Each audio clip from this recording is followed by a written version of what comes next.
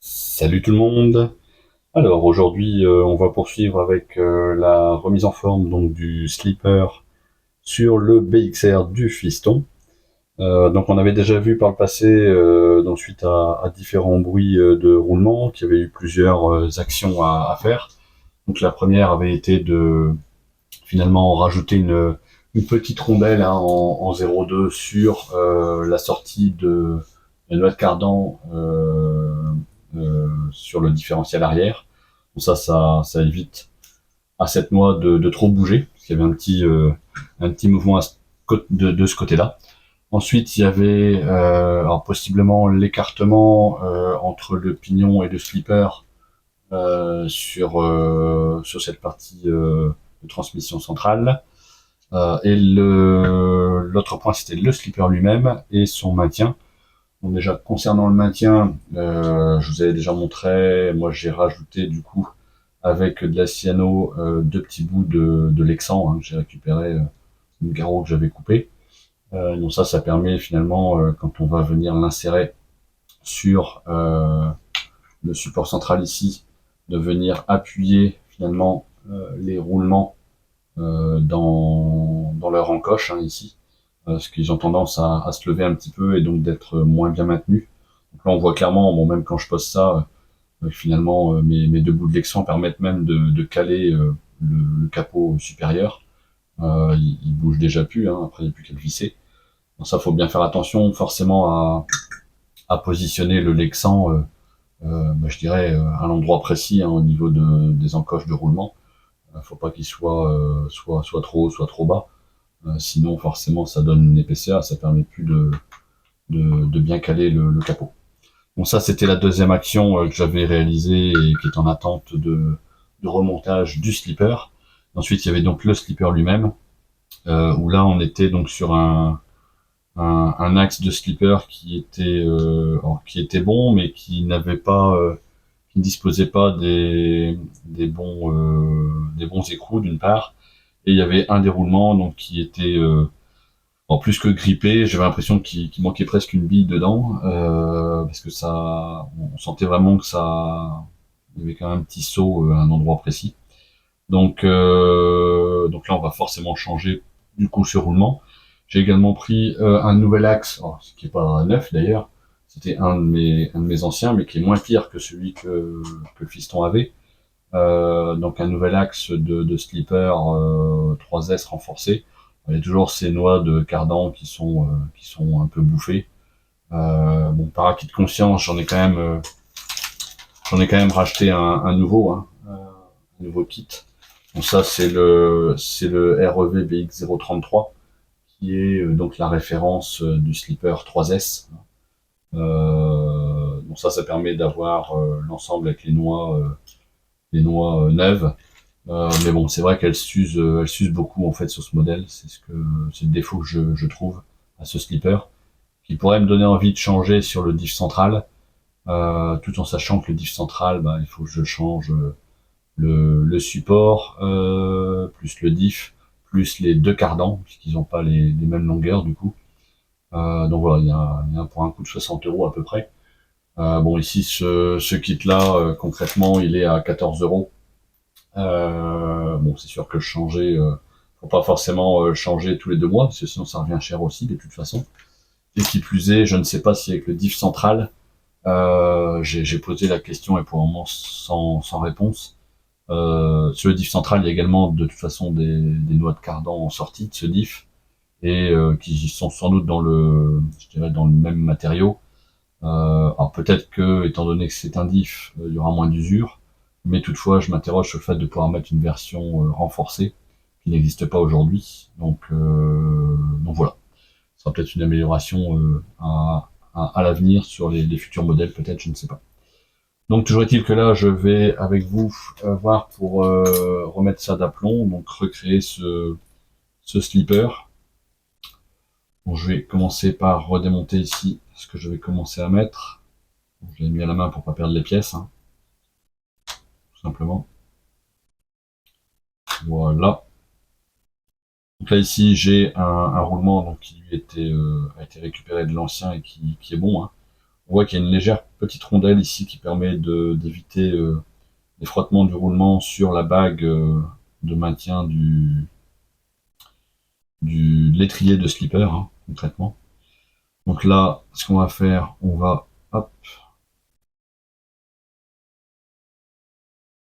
mettre le petit pin ici, mettre ça ici. Donc, concrètement, c'est tout de même, hop, je l'avais déjà fait sur le restant des pièces, mais pas forcément là-dessus.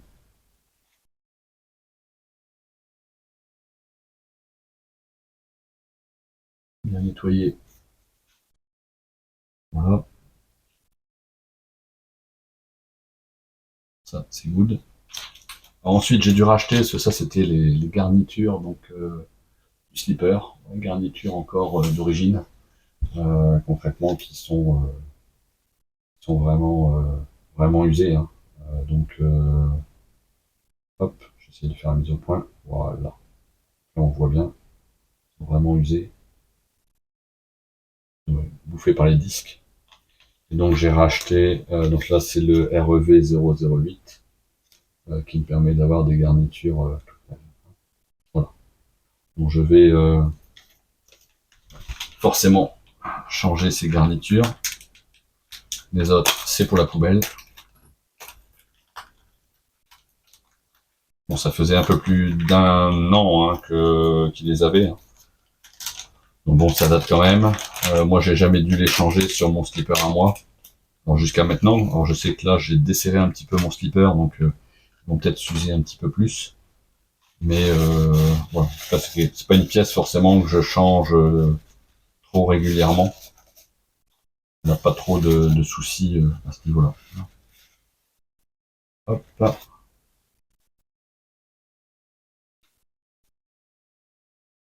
Voilà. Donc ici, on fait attention au sens avec les encoches.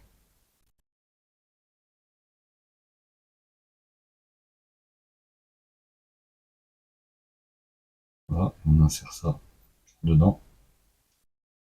Là, on est quasi à fleur du plastique, hein, mais pas tout à fait. Pareil ici.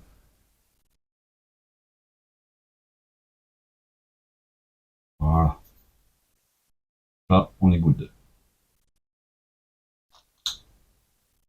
Là, voilà. Partie du slipper. Ensuite, ici, j'ai donc le deuxième plateau.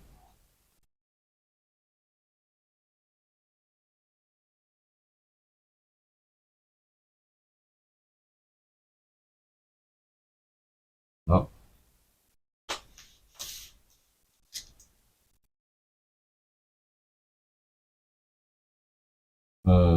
Ensuite,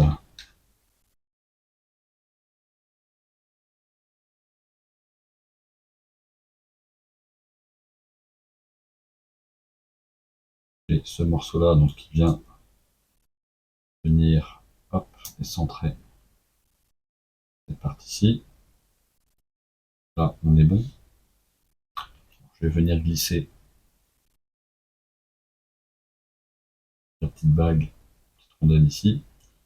On aura donc bien évidemment le roulement. Ça, c'est le nouveau roulement. Ensuite, ici, il y a une autre bague qui vient caler finalement le roulement et qui va permettre l'appui donc du ressort. Pour éviter que le ressort, bien sûr, n'appuie directement sur le roulement, hein. Donc, il ne serait pas forcément bienvenu. Donc ensuite, il y a hop, cet écrou qui va venir faire le serrage du slipper. Alors pour ça, hop,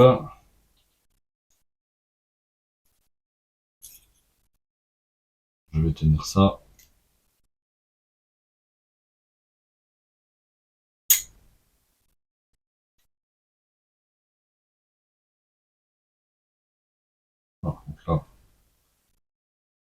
je le serre. Bon, dans un premier temps, on serre à fond. Enfin, je suis serré à fond. Donc là, concrètement, pour que le slipper tourne, il faut déjà y aller. Hein. C'est très très dur. Donc normalement, il faut desserrer d'un quart. Alors sur le mien, c'est ce qui était à l'origine. J'ai ensuite changé ça pour les visser un chouïa plus, pour éviter de bouffer peut-être les noix de cardan un peu trop. Donc là, sur un quart de tour, voilà, j'en suis là. Donc là, je suis sur un quart. Là, concrètement, encore, encore bien dur.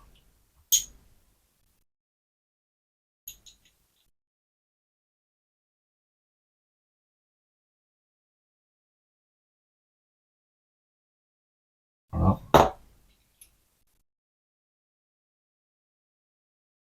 déjà mieux. En sachant qu'ici, de toute façon, on a une limite. C'est peut-être le problème avec cet écrou, même s'il y a finalement une bague intégrée pour maintenir le ressort. Le souci, c'est qu'il est quand même relativement large. Du coup, après, on n'a plus beaucoup d'espace pour maintenir la vis de la noix de sortie. Voilà, donc là, moi j'estime qu'on est bien ici. Franchement, il est déjà bien dur, mais il y a quand même une possibilité de pouvoir récupérer hop, ce, ce couple-là. Donc ici, donc j'ai quasi fait 3 fois un quart, donc 3 quarts de tour après l'avoir serré à fond. Bon, et ici, donc j'ai cette partie-là qui va venir ici. Alors là, je vais juste faire un test en le serrant dessus pour m'assurer qu'il tient bien dessus. C'est le cas. Donc ce que je vais faire, je vais bien sûr mettre du frein filet. Lui, je peux vous dire qu'en termes de couple, il en prend plein la tronche. Ça, c'est certain. Hop, ce que je vais faire, je vais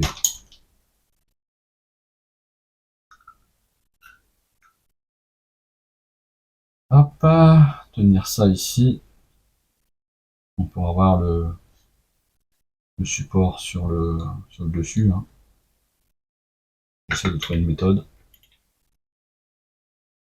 Alors après, donc,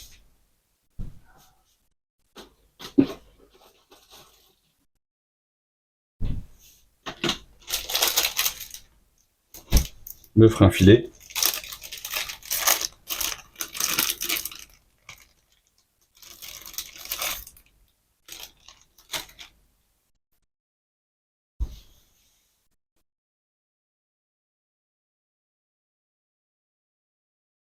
C'est une petite vis avec un plat au bout.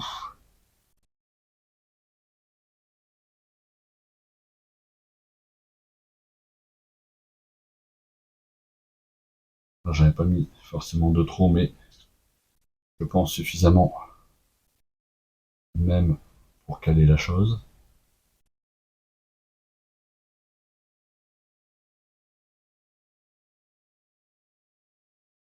Je vais quand même en mettre un peu plus sur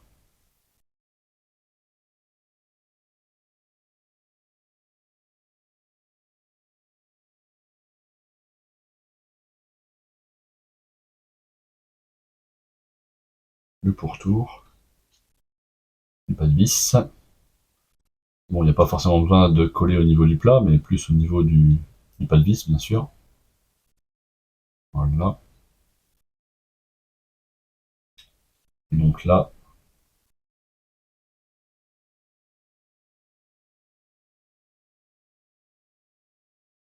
je sais aussi que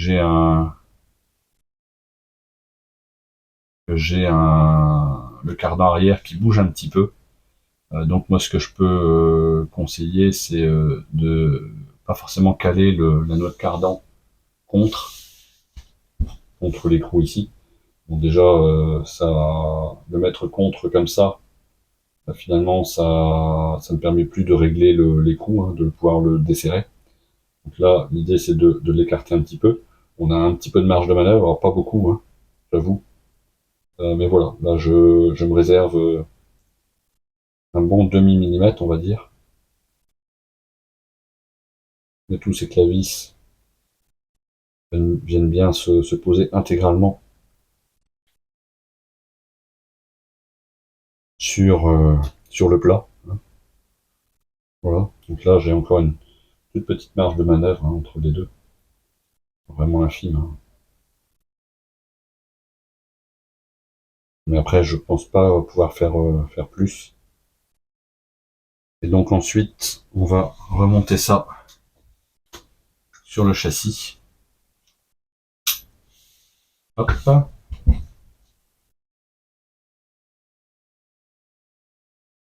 Voilà, donc dans son emplacement, bien entendu. Donc pour ça, on va donc caler le cardan arrière. Je vais le prendre plutôt ici.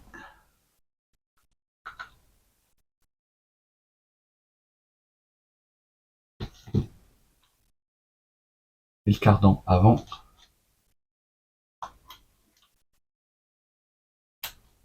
Voilà.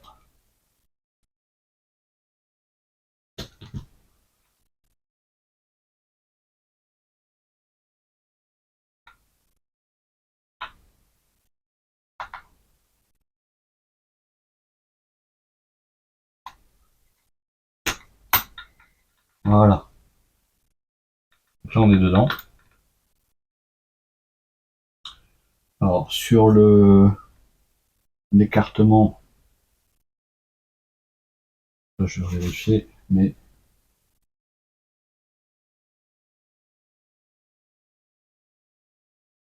j'ai peut-être un chouïa trop encore. Ce que je vais faire, je pense pas que ce soit du 2, ça va être du 2,5, voire du 3.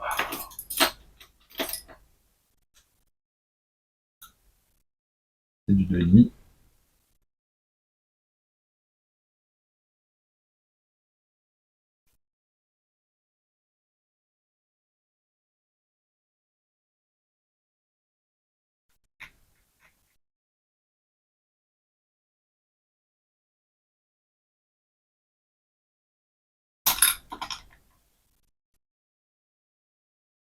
Alors, je pense que ce que je vais faire, je vais pas mettre le capot tout de suite, parce que si je mets le capot, est-ce que je vais encore voir l'écartement?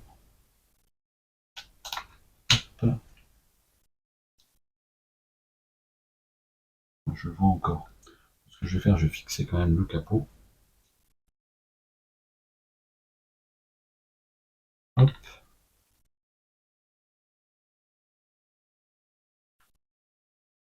Alors ici, je me rends compte que une épaisseur qui est quasi trop importante sur le plastique que j'ai collé. C'est Lexan 1 mm et en fait c'est quasi de trop. Donc ce que je vais devoir faire, c'est le poncer un petit peu. Bon, je vais faire ça, mais je vais vous épargner le bruit. Donc je reviens tout de suite. Voilà, donc de retour, je vous ai épargné le bruit donc du Dremel. Et donc ce que j'ai fait, c'est que j'ai poncé, hein, sur la pièce, sur le capot. Donc les deux bouts de Lexan que j'ai collés, hein, la cyano. Donc je les ai poncés pour limiter leur épaisseur. Donc là, je l'ai réduit de moitié à peu près. Elle est même un petit peu incurvée, hein, pour épouser finalement le roulement qu'on a ici. Donc voilà. Donc là maintenant, quand je mets la pièce, on peut le voir, hein, je suis bien je suis bien contre, hein, alors que tout à l'heure je l'étais pas.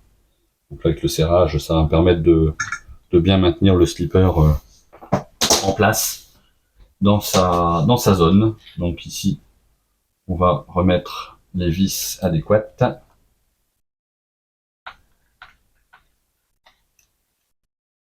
Et ensuite, ce que je vais faire, je vais regarder par rapport à l'écartement donc du pignon moteur avec le slipper. Bon, je vais pas serrer les vis à fond ici.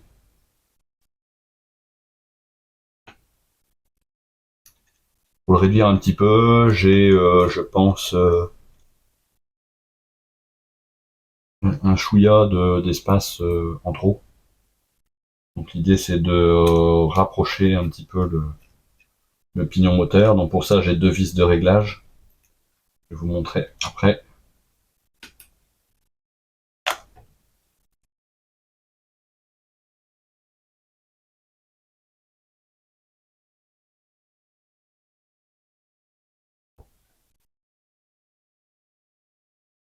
Donc là, j'ai inséré le capot en diagonale.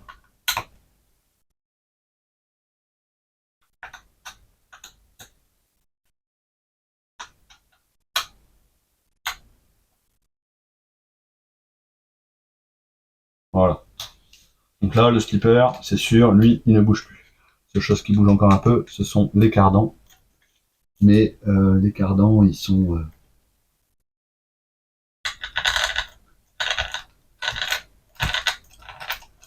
pas trop mal. Voilà. Donc ce que je vais faire maintenant, c'est je vais démonter donc le support. Alors, par contre, ce que j'ai peut-être, ouais, le support moteur, et avec ces 3 vis là. Euh,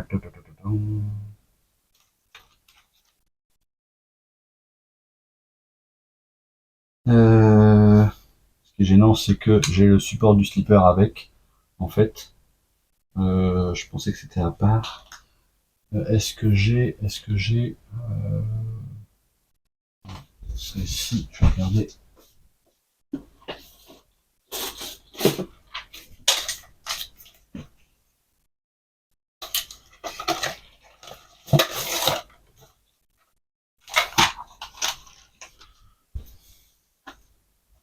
Alors, donc c'est du 2,5, on a dit, hein, c'est ça. Ouais, c'est ça. 2,5.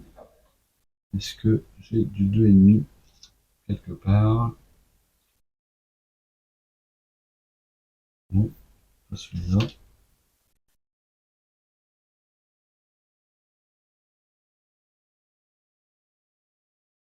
Oui, pour celui-là. Alors, ce que je vais essayer de faire, je vais essayer de feinter. Je ne garantis pas que ça puisse fonctionner. Mais je vais essayer de voir si j'arrive à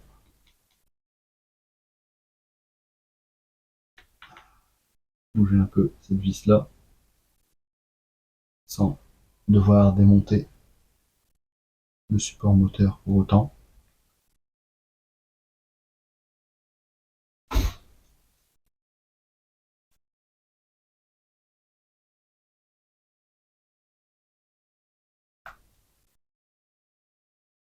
Hop, là.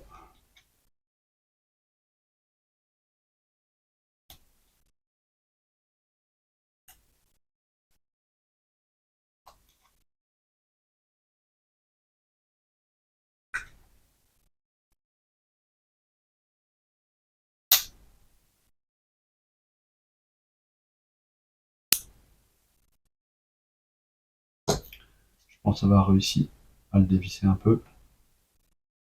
L'idée étant de pouvoir le rapprocher par le bas.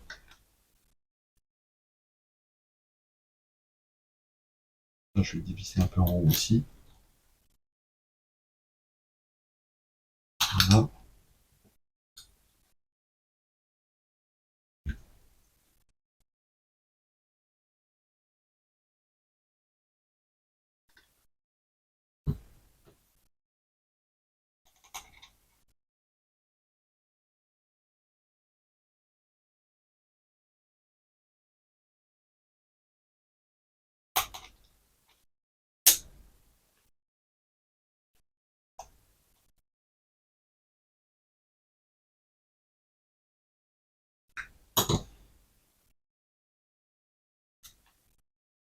Voilà ce que je vais faire. Hop.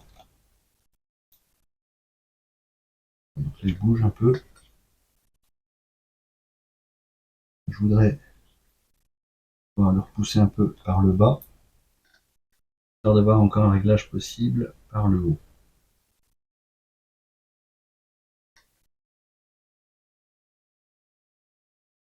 Le comique, c'est que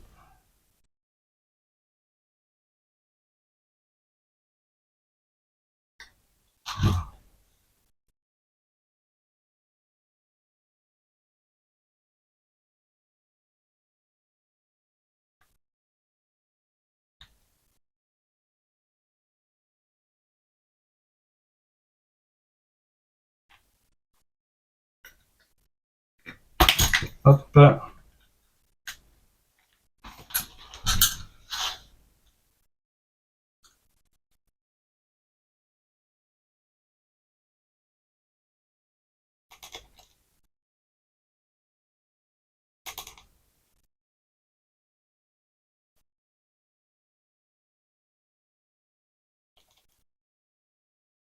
Bon, je dévisse simplement les deux vis. Hein. Donc là, on voit. Moi, j'arrive à bouger le moteur par le bas. Donc là, je vais me rapprocher plus et le serrer de cette manière. Alors, je vais en profiter pour le maintenir temporairement par le haut, de resserrer le haut.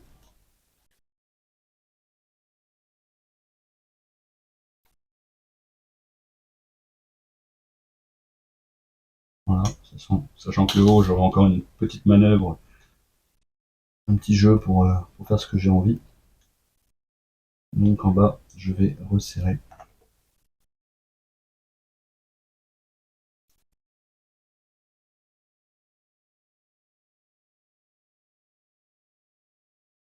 Uniquement parce que j'ai pas de BTR d'angle hein, que j'opère avec une pince. Bien sûr, ce n'est pas l'idéal, mais j'arrive quand même à mes fins.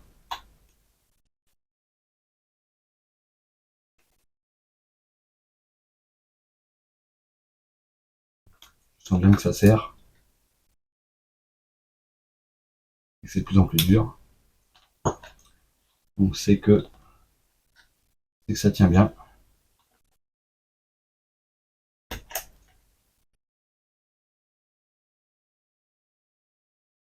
Voilà, donc là-dessus, on est bon.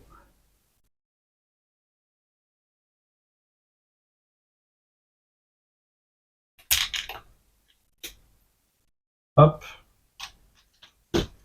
Et donc sur le rapprochement,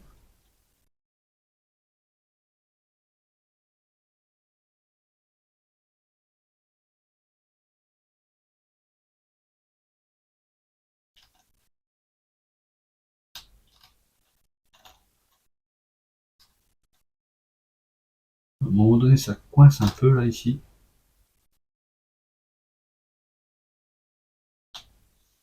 Je pense qu'il est légèrement trop serré.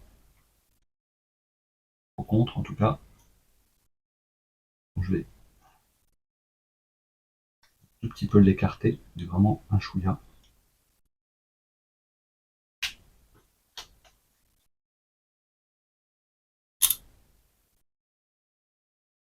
Bon, pas la meilleure méthode. Encore assez desserré.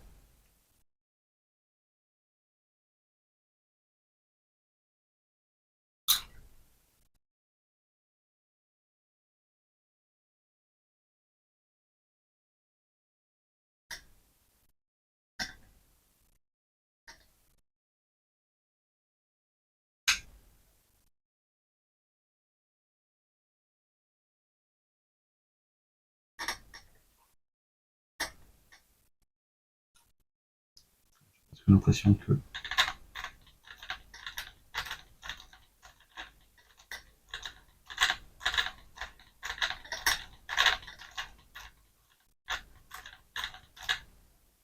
on est bon.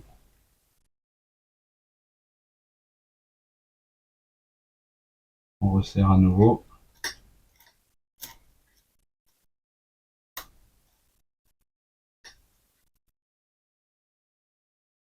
Hop. Voilà.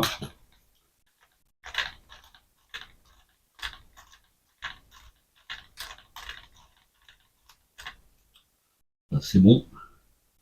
Dans l'autre sens. Sur l'écartement. Pas trop mal. Faut pas être plus près en tout cas. On pourrait pas plus. Là, ça me paraît pas mal. Alors, ce qu'on va faire, on va faire un petit essai rapide pour voir au niveau du bruit si on est plus limité qu'avant. Hein. C'était l'objectif.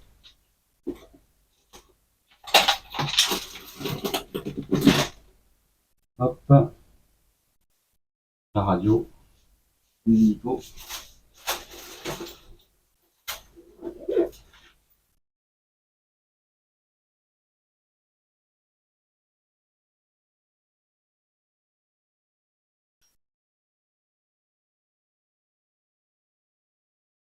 Voilà. On vérifie le sens, toujours. Hop.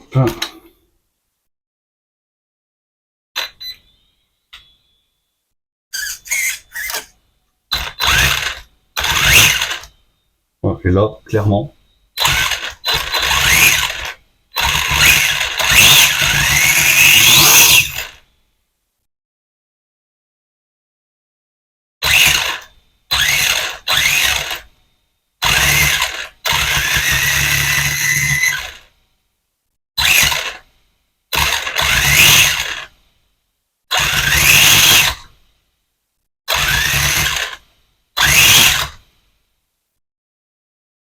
donc là on est pas mal du tout. Et même en termes de bruit, on est quand même plus dans la normale. Donc bon, bah, prochain essai, ça sera sur piste, bien sûr. Là, on peut difficilement s'en rendre compte à 100% avec le fait qu'il soit posé sur son support. Bon bah voilà, écoutez, je pense que j'ai fait le tour sur la révision de ce châssis-là. Et donc je retrouve pour la prochaine vidéo sur d'autres sujets à venir, d'autres entretiens, et voilà, affaire à suivre en tout cas. Bon, écoutez, merci de m'avoir suivi, de m'avoir regardé, de m'avoir écouté, et puis merci d'avance pour les pouces. Allez, salut, ciao ciao.